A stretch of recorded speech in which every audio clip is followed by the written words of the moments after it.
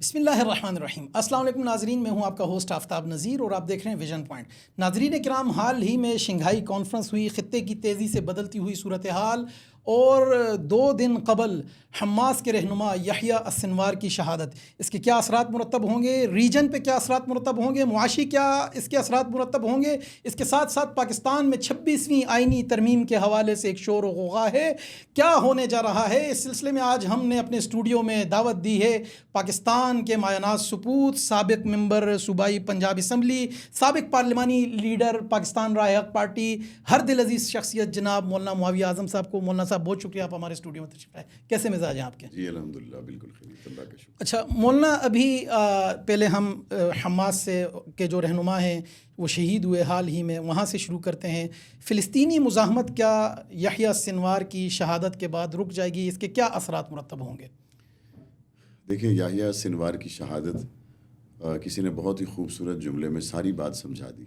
اس نے کہا دیکھیں 90 سال تک آپ یہ دعائیں کرتے رہے کہ یا اللہ کوئی صلاح الدین ایوبی عطا فرما، اور جب صلاح الدین ایوبی آیا وہ ایک سٹک لے کر پوری دنیا کی طاغوت کے مقابل اکیلا کھڑا ہوا تھا اور اس کا ساتھ کسی نے نہیں دیا۔ وہ جام شہادت نوش کر گئے۔ ظاہر ہے کہ حماس میں شیخ احمد یاسین کے تربیت یافتہ جتنے بھی لوگ ہیں وہ شہادت کی منزل کے جذبے سے ہی اس میدان میں قدم رکھتے ہیں۔ ان کی کامیابی اور کامرانی میں تو کوئی شک ہے نہیں ہے، اور اس 1 سال میں جتنی بڑی قربانیاں ان لوگوں نے پیش کی ہیں، میں سمجھتا ہوں کہ پہلی صف میں شیخ یحییٰ کا اس طرح سے جام شہادت نوش کرنا، یہ 1% بھی اس بات کو سوچا بھی نہیں جا سکتا کہ حماس کے لوگوں میں، غزہ کے لوگوں میں اب اپنی منزل کو حاصل کرنے کے لیے اس شہادت کے بعد کوئی لمحہ بھر کے لیے کمی واقع ہوئی ہوگی۔ بلکہ اگر آپ تاریخ اسلام کو اٹھائیں اور شیخ احمد یاسین کے تربیت یافتہ لوگوں کی تاریخ کو دیکھیں تو آپ کو نظر آئے گا کہ ہر شہادت کے بعد ان کا شوق شہادت اور اپنی منزل تک پہنچنے کا جذبہ وہ پہلے سے کہیں زیادہ ہوتا ہے۔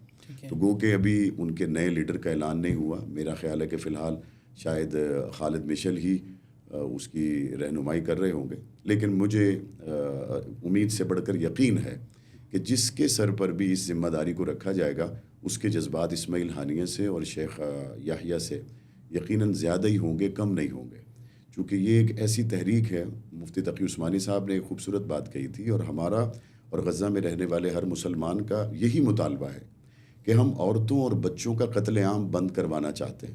اس کے لیے ہم کہہ رہے ہیں کہ عورتوں اور بچوں کا قتل عام بند ہونا چاہیے۔ اگر اسرائیل کو، امریکہ کو لڑنا ہے تو وہاں جو حماس کے جنگجو ہیں ان سے لڑے اور اپنا شوق پورا کر لیں۔ حماس کے ساتھ اگر وہ لڑ رہے ہیں یا مسلمان اسرائیلی طاغوت کے خلاف اس وقت برسر پیکار ہیں تو کوئی بھی یہ نہیں کہہ رہا کہ جنگ بند ہو۔ ہم صرف یہ کہہ رہے ہیں عورتوں اور بچوں کا قتل عام بند ہونا چاہیے۔ جنگ تو مسجد اقصیٰ کی آزادی تک اور فلسطینیوں کی خواہش کے مطابق فلسطین کی آزادی تک جاری رہے گی انشاءاللہ، اس میں رکنے کا تو سوال ہی پیدا نہیں ہوتا۔ مولانا صاحب، کیا یحییٰ السنوار کی شہادت کے بعد مشرق وسطیٰ میں بھی تیزی سے حالات بدل رہے ہیں، اور ریجنلی بھی آپ دیکھ رہے ہیں ایران کے جو معاملات چل رہے ہیں، افغانستان کے ساتھ جو ہمارا ابھی شنگھائی کانفرنس ہوئی اس میں بھی وہ مدعو نہیں تھے، تو پاکستان کو آپ کہاں دیکھتے ہیں؟ پاکستان اس سب میں کیا لیڈ کر رہا ہے، ڈیفینسو پوزیشن پہ ہے، یا آگے جیسے ابھی وزیر اعظم شہباز شریف صاحب نے امداد بھی بھیجوائی لبنان میں، تو پاکستانی عوام کہاں کھڑی ہے؟ ہماری کیا سوچ ہے، ہم لوگ کہاں کھڑے ہیں؟ دیکھیں، جب کسی پہ آفت آتی ہے تو سب سے پہلے تو وہ اپنے ہمسائے کی طرف دیکھتا ہے کہ میرے ہمسائے میرے ساتھ کیا کر رہے ہیں، کیونکہ قریب وہی ہوتے ہیں، پہنچنا انہی کو ہوتا ہے پہلے۔ مصر کا کردار مجرمانہ کردار ہے، اور وہاں اقوام متحدہ کی رپورٹ کے مطابق ان کی امداد کے لیے بھیجے گئے ہر 5 ٹرک میں سے 3 ٹرک غائب ہو رہے ہیں، یعنی وہاں لوگ مر رہے ہیں، اور وہاں کے لوگ، شاید لوگ بھی وہی حکمران پارٹی اور اس کے ساتھ جڑے ہوئے لوگ، وہ اس طرح کے کرتوت کرنے میں کسی سے پیچھے نہیں ہیں۔ اس کے بعد دوسری طرف آپ دیکھتے ہیں تو ایک ایسا حالہ بنا ہوا ہے فلسطین کے لوگوں کے ارد گرد کہ جو فلسطین کی دفاعی لائن ہو سکتی تھی اس کو تو گزشتہ 15 سالوں میں بشار الاسد نے کچل کے رکھ دیا۔ ٹھیک ہے، جو دفاعی لائن حقیقی معنوں میں فلسطین کی ہو سکتی تھی اس کو تو یمن میں پہلے ہی کچل دیا گیا ہے، اس کو تو شام میں پہلے ہی کچل دیا گیا ہے، اور اب جو لوگ وہاں کسی درجے میں ان کے خیر خواہ بنے ہوئے ہیں تو لگتا یہ ہے کہ وہ جتنا کچھ انہیں بھیج رہے ہیں اس سے زیادہ کچھ وہ ان کے دشمنوں کو بھیج رہے ہیں، کیونکہ جب آپ کو بھیجنے کے لیے راستہ دیا جائے گا تبھی تو آپ کوئی نہ کوئی وہاں سے معلومات حاصل کر کے دوسری طرف بھی شیئر کرنے کے قابل ہوں گے. اگر آپ کو بالکل ہی روک دیا جائے تو آپ کیسے دشمن کے ساتھ تعاون کر سکیں گے خبر بھیجنے کا وغیرہ وغیرہ. اور اس سے پہلے بھی آپ دیکھ چکے ہیں کہ جو ابھی ایران کے اندر تحقیقات کا دروازہ کھلا اور اس میں یہ باتیں کھل کے سامنے آئی کہ اسماعیل ہانیہ کی مخبری کرنے والے لوگ کون تھے. گو کہ وہاں پہ ایک بات کہی جا رہی ہے کہ ان کرداروں کے خلاف کارروائی ہو رہی ہے. وہ بعد میں دیکھا جائے گا کہ وہ کارروائی کس درجے میں کی گئی اور کتنی اس میں سچائی تھی اور کتنا اس کو رکھا گیا, کتنا چھوڑ دیا گیا. لیکن اس پورے میں سمجھتا ہوں کہ اسماعیل ہانیہ کی شہادت کے بعد, شیخ یحییٰ کی شہادت کے بعد پاکستان نہیں بلکہ تمام عالم اسلام کی متحدہ افواج کو اس کے بعد کم از کم غیرت ایمانی کے تحت مسجد اقصیٰ کی حرمت کو سمجھتے ہوئے اعلان جہاد کرنا چاہیے. کھوکھلے میزائل بھی اگر کسی ملک سے روانہ ہو جائے نا اسرائیل کی طرف تو بائیڈن کا بیان آ جاتا ہے کہ فی الفور امریکی افواج اسرائیل کی مدد کے لیے پہنچیں. 1 سال میں کسی مسلمان ملک کا تو یہ بیان نہیں آیا کہ 40,000 لوگ فلسطین کے شہید ہو گئے, ان کی امداد کے لیے فلاں مسلمان ملک کی فوج بھی پہنچ جائے. کسی کے اندر میں کہتا ہوں چھوڑ دیں ہر بات کو. کیا 23,000 وہ بچے بھی کسی کو نظر نہیں آئے جو جام شہادت نوش کر چکے؟ کیا ملبے کے نیچے 10,000 دبی ہوئی وہ لاشیں بھی کسی کو نظر نہیں آئی؟ باقی معاشی حوالے سے کوششیں ہو رہی ہیں, شنگھائی کانفرنس ہوئی, بہت اچھی بات ہے. پاکستان سے بے روزگاری کا خاتمہ ہونا چاہیے اور یہاں لوگ یقیناً بھوک کی وجہ سے, بے روزگاری کی وجہ سے پریشان ہیں. اس میں بہتری لانے والے حکومت کے جتنے اقدامات ہیں ہم ان کو قدر کی نظر سے دیکھتے ہیں. لیکن اگر بطور مسلمان کے کلمہ طیبہ کے نام پر بننے والی اس ریاست میں دو باتیں تو ہر وقت سوچنی چاہیے. پہلی بات تو یہ کہ اسرائیل نے قائم ہونے کے بعد سب سے پہلے کس ملک کو مٹانے کی بات کی, وہ آپ کا پاکستان. اور دوسری بات, ہم معاشی منصوبے اس ملک میں لائیں, ہم یہاں دوسرے ملکوں کو ویلکم کریں, کرنا چاہیے. میں اس کا حامی ہوں, کوئی اس کی مخالفت نہیں کر سکتا. جو کر رہا ہے وہ پاکستان کا کبھی حامی اور وفادار نہیں ہو سکتا. لیکن بطور مسلمان کے کلمہ طیبہ کے نام پر بننے والے اس ملک میں کیا کبھی آپ نے سوچا ہے کہ ہماری ساری کوشش ایک طرف, وہ فلسطین میں شہید ہونے والا چھوٹا سا بچہ کیا کہہ رہا تھا کہ میری جب رسول اللہ سے ملاقات ہوگی میں جا کے ان کو بتاؤں گا کہ آپ کی 1.5 ارب امت میں سے ہمارا ساتھ کسی نے نہیں دیا, میں شکایت لگاؤں گا. تو اگر وہ شکایت آپ کی لگ چکی ہے تو اس کے بعد پھر آپ معاشی منصوبے کیسے کامیاب کریں گے؟ پہلے تو مجھے یہ سمجھا دیں. لیکن وزیر اعظم صاحب نے SCO سمٹ میں یہ کہا ہے, فلسطین کے حوالے سے بات کی ہے, شہداء کے حوالے سے, اور عالمی فورم پہ اس مسئلے کو, اس جینوسائیڈ کو اٹھایا ہے. دیکھیں 2 باتیں بہت اچھی ہوئی ہیں اس پورے عرصے میں. اقوام متحدہ میں پاکستان کے وزیر اعظم کا جو کردار تھا, اور مسلم دنیا بلکہ غیر مسلم اقوام نے اور حکمرانوں نے بھی اس کو محسوس کیا. جب نیتن یاہو اسپیچ کے لیے آگے بڑھتا ہے تو تمام لوگ اس خونی درندے کو یہ بتا دیتے ہیں کہ ہم تمہارے ساتھ نہیں ہیں, ہم رشتے ہوئے انسانیت کے زخم دیکھ رہے ہیں جو تم لگا رہے ہو, اور لوگ وہاں سے اٹھ کے باہر چلے جاتے ہیں. وزیر اعظم پاکستان کا فلسطین کے حوالے سے, مسجد اقصیٰ کے حوالے سے جو موقف ہے وہ لائق عزت تحسین ہے. ڈاکٹر عافیہ کے لیے جو خط لکھا گیا, کس وقت لکھا گیا میں اس بحث میں نہیں جانا چاہتا, بہرحال شکر ہے لکھا گیا. انسانی بنیادوں پہ اس کو معافی مل جائے اور وہ قوم کی بیٹی گھر آ جائے تو یہ بہت بڑی بات ہے. بلکہ میں انتظار میں بھی ہوں کہ یہ جب ہمارے ملک میں عورت مارچ ہوتا ہے تو زیادہ ضرورت ہے کہ عافیہ صدیقی کی رہائی کے لیے کتبے اٹھائے جائیں. وہ بھی کسی کی بیٹی ہے, وہ بھی قوم کی بیٹی غیر کو. دوسرا جو فلسطین کے حوالے سے ہو رہا ہے اس میں بات کر دینا اور ان کے حوالے سے رد عمل دینا, ڈونیشن بھیجنا, یار یہ ہم سے اچھی ڈونیشن تو یہ دبئی والے بھیج رہے ہیں. اور پتہ ہے کیسے بھیجتے ہیں وہ؟ میں نے وہ ویڈیوز دیکھی ہیں. اسرائیل کا جہاز آتا ہے, بم مار کے چلا جاتا ہے اور نیچے ہزاروں بچے اور خواتین شہید ہوتے ہیں. اس کے پیچھے ایک مسلمانوں کا جہاز آتا ہے, وہ امدادی راشن کے پیکٹ بھیجتا ہے اور وہ پیراشوٹ سے نیچے گرتے ہیں اور لوگ اس کو کھا لیتے ہیں.